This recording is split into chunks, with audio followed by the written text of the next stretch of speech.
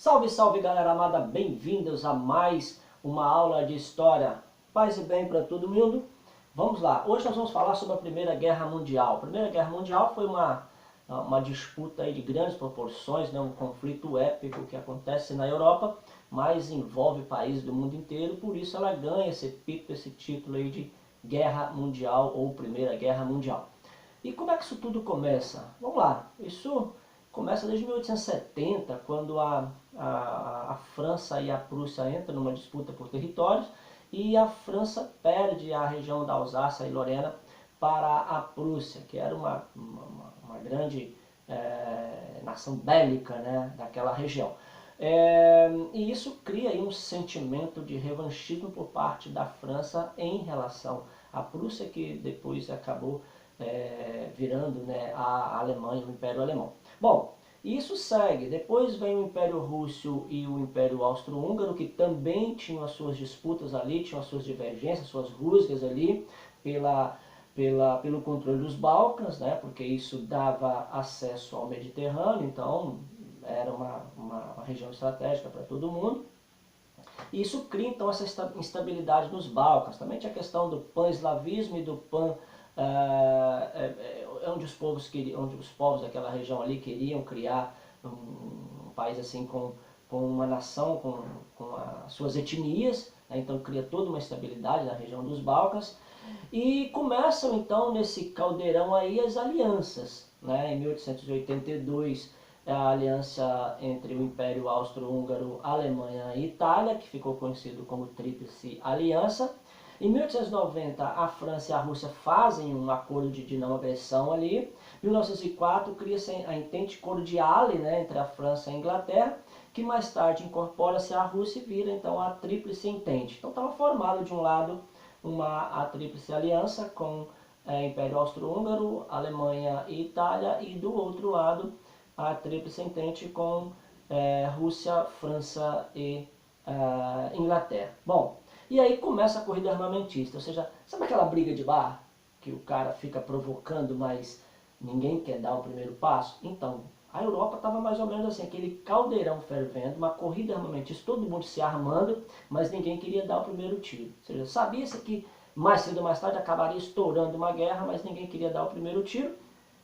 Precisava então de uma faísca. E essa faísca acontece justamente em 28 de junho de 1914, com a morte do arquiduque Francisco Ferdinando, que era herdeiro do trono austro-húngaro. Ele foi morto por um sérvio bósnio, né? E a Sérvia e a Bósnia estavam ali naquela disputa contra o Império Austro-Húngaro e tal. Então havia assim, aquela vontade de formar o seu próprio território, seu próprio país, né? E o Império Austro-Húngaro queria tomar conta de tudo aquilo ali. Então o assassinato desse Império Austro-Húngaro foi a faísca que faltava, né?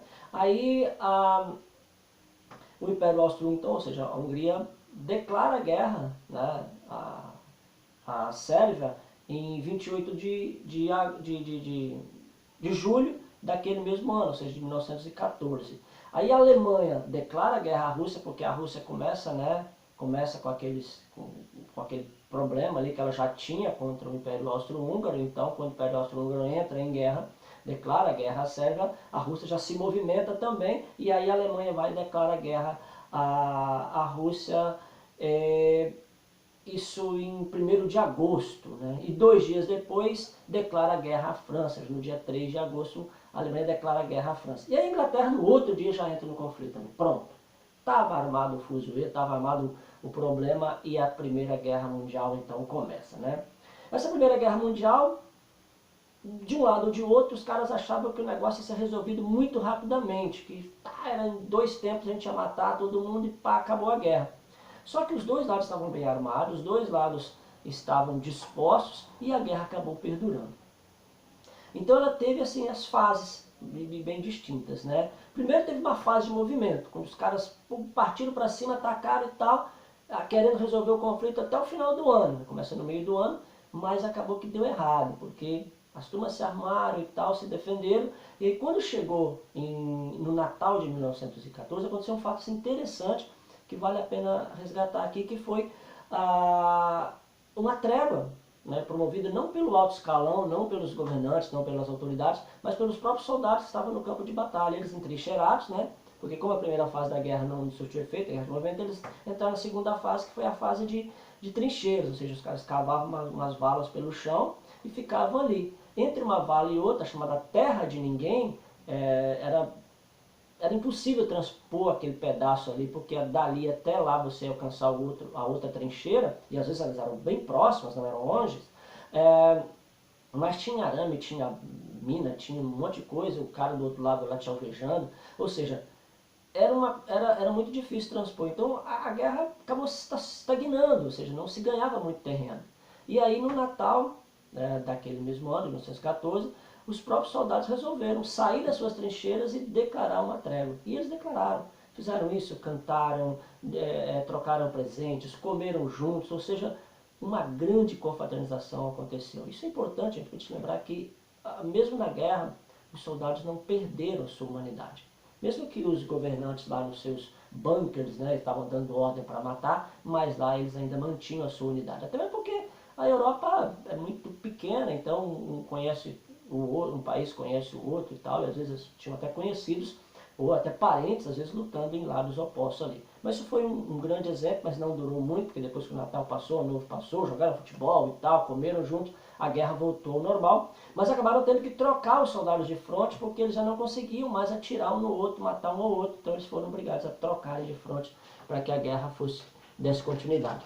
Bom, e aí a guerra continua, né? A guerra não para, 1915, avança um pouco, 1916, e aí alguns fatores começam a acontecer e a guerra começa a ter algumas mudanças. Por exemplo, os avanços tecnológicos, né? A criação do tanque, porque eles começam com cavalos puxando canhões com cavalo, mas aí de repente já introduzem o gás, introduzem os tanques, introduzem os aviões, submarinos, caminhões, trens, isso tudo acaba fazendo parte desse rol, fazendo parte da guerra. Certo? Então é um avanço tecnológico muito grande ao longo desses anos. Tá? Envolvimento das colônias. As colônias também são envolvidas nessa guerra, ou seja, os impérios ultramarino, francês, alemão, o próprio inglês, né, que era muito forte na época, buscava pessoas, soldados, começaram a listar gente das suas colônias, dos seus próprios países, todo mundo estava convocado para participar dessa guerra e ela acabou, né, envolvendo todo mundo. As mulheres teve um papel importante porque as mulheres começaram a ganhar também uma liberdade, porque como os homens iam para a guerra, as mulheres começaram a trabalhar, a dirigir os ônibus, né, os metrôs, os meios de transporte, começaram a trabalhar nas fábricas de armas, ou seja, a mulher começou a ganhar um espaço que ela até então não tinha, foi importante para elas também. Em 1915 há uma mudança, a Itália resolve mudar de lado, tá? Sai da Tríplice Aliança e passa para o lado da Tríplice Entente. Em 1917 a Rússia assina um tratado, um acordo com a Alemanha e sai do conflito, porque estava acontecendo a Revolução Russa, né, dentro da Rússia, então ela sai do conflito também. E acontece um negócio interessante que a Alemanha começa a bloquear, fazer um bloqueio marítimo e impedir que os suprimentos cheguem até a Inglaterra. E num desses bloqueios ela acaba destruindo um submarino, destruindo com um submarino um navio americano, tá? Entre outros navios. E os americanos que estavam até então fora desse conflito, neutros, eles começam a se mobilizar para entrar nessa guerra. Tá? Com a saída da Rússia do conflito, a Alemanha ganhou um fôlego. Menos uma forte concorrente no conflito, a gente vai ganhar essa parada. Mas aí entra os Estados Unidos e desequilíbrio. Os Estados Unidos entra do lado da Tríplice Entente, é claro, da França e da Inglaterra, e ele desequilibra, há um desequilíbrio de forças. E aí, em 1918, né, a partir dos meses 7, 8, começa a se virar o jogo. Com essa entrada dos Estados Unidos, começa a virar o jogo e eles começam a derrotar os alemães, entre uma batalha e outra, começam a derrotar os alemães. E quando é no dia, isso vira até aí novembro, quando é no dia 11 de novembro, né, de manhã, às 11 horas da manhã, a Alemanha senta para discutir e assina um acordo de paz. Ok? Então a guerra termina então no dia, às 11 horas do dia 11/11 de 1918, até uma data simbólica. Ok? Bom, e quais foram as consequências? Claro, um conflito dessa magnitude tinha que ter várias consequências e elas foram bem grandes, né? O Império Russo, o Império Austro-Húngaro e o Império Alemão acabaram sendo redefinidos, né? Ou seja, as fronteiras, o mapa geopolítico da Europa acabou sendo redefinido e alguns impérios caíram, implodiram e alguns países surgiram, certo? Foi criada a Liga das Nações, né, que é um órgão um pouco parecido com a ONU hoje, para cuidar desses conflitos, para impedir que outras guerras acontecessem, mas acabou não surtindo efeito, né, porque outra guerra veio logo em seguida. Também o surgimento de ressentimentos, agora, né, o ressentimento antes, lá do começo, que era da França em relação à Prússia, agora é um ressentimento em relação à Alemanha, em relação à França, em relação ao restante, à Tríplice Entente, porque o Tratado de Versalhes, que versa, né, sobre o fim da guerra e sobre os rumos que iriam tomar dali para lá, ele impõe pesadas cargas, pesadas restrições à Alemanha, isso cria um ressentimento. E com isso, né, com esse ressentimento, acaba surgindo aí a possibilidade do avanço, ou seja, do surgimento e do crescimento dos regimes totalitários, né, o fascismo na Itália e o nazismo na Alemanha. E são esses regimes totalitários que vão, mais tarde, em 1939, né, culminar com a Segunda Guerra Mundial. Como mortos, nós tivemos aí média de 8 milhões de civis mortos, né, isso é estimativa, mais ou menos uns 12 milhões de soldados, mais ou menos 65 milhões participaram da guerra de um lado e de outro, mas estima-se que entre 12 e 15 milhões de soldados tenham sido mortos em conflito ou desaparecido, e 1/3 desses soldados teria sido ferido nessa guerra. Então foi um conflito de grandes proporções e que deveria ter deixado um legado, deveria ter sido a chamada mãe de todas as guerras, a guerra para acabar com todas as guerras, essa é até citada no filme Mulher Maravilha, né, que trata desse assunto, mas acabou não sendo a mãe de todas, acabou não sendo a guerra para acabar com todas as guerras, ou seja, ela acabou em 1939, ou seja, poucos anos depois, vem uma segunda guerra ainda mais devastadora do que essa primeira. Ou seja, a lição que fica é que nós, embora conheçamos a história e sabemos todo o mal que isso causa, ainda assim a gente não aprende com os nossos erros. Fica a dica. Abraço, galera. E até a próxima.